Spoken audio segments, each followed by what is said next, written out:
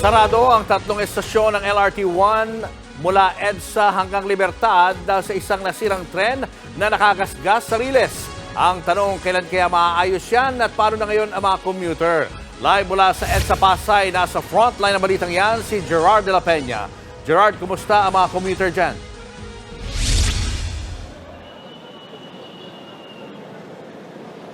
Alam mo, Julius, nagulat nga ang maraming pasahero nang abutan nilang sarado ang Baclaran Station ng LRT Line 1 kanina. Marami tuloy sa kanila yung napadoble pa ng gasto sa pasahe. Hanggang sa mga oras na Julius, medyo marami pa rin mga pasahero na nahihirapan makahanap ng masasakyan dito sa may bandang Pasay Rotonda dahil nga walang serbisyo ng tren sa lugar na ito.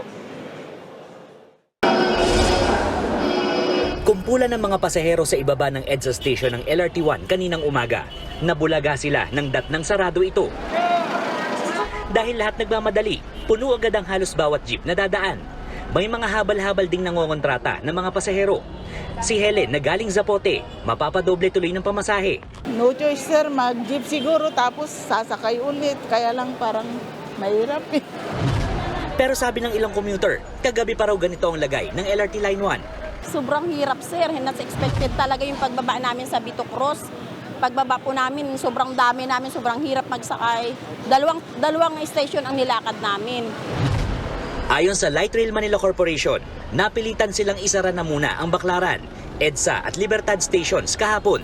Nagkaproblema raw kasi ang isa sa mga tren nito na nauwi sa pagkasira ng riles sa pagitan ng EDSA at Baclaran stations. Ang bawat tren kasi ay may tinatawag na bogie. Ito yung underbody or kumbaga sa mga kotse, yung under chassis niya. No?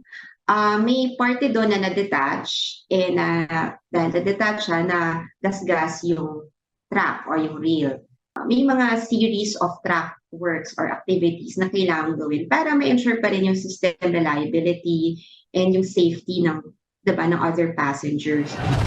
Ginawa naman daw nila ang mga kaya nila para maabisuhan ang mga pasahero.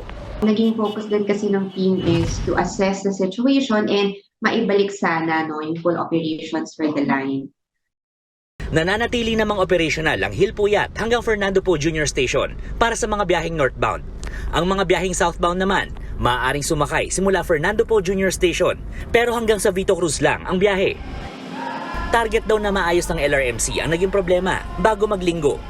Sinisiguro raw nila na hindi ito aabutin ng Martes o sa araw ng pagbubukas ng klase sa mga pampublikong eskwelahan.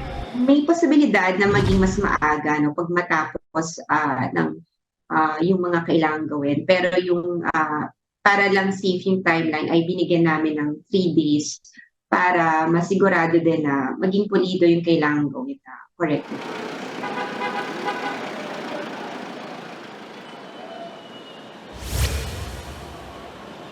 Julius, hanggang sa mga oras at medyo marami pa rin nga mga pasahero yung nahihirapan makahanap ng masasakyan na jeep dito sa may Pasay Rotonda dahil nga walang serbisyo ng tren dito sa lugar na ito. At napansin din natin na medyo mabigat na ang daloy ng trapiko dito dahil marami mga sakyan yung papunta doon sa isang mall dito sa Pasay at gayon din naman yung mga galing doon sa mall ay nagpupuntahan lahat dito sa Taft Avenue Station ng MRT. At Julius, para naman doon sa mga sumusuporta sa ating mga atleta sa FIBA World Cup ay magbibigay naman ng libreng sakay ang LRT. So libre yung mga membro ng mga local organizing committees, official volunteers, accredited media, FIBA safety and security personnel, FIBA technical and participating teams. Ang kailangan lang nilang gawin ay ipakita yung kanilang FIBA World Cup ID para sa libreng sakay. Julius. Maraming salamat, Gerard de la Peña. Mga kapatid, Julius Babaw po. Iba na ang may alam at may pakialam sa panahon ngayon. Huwag maging huli at maging una sa lahat sa balitaan. Mag-subscribe at mag-follow sa social media pages ng News 5.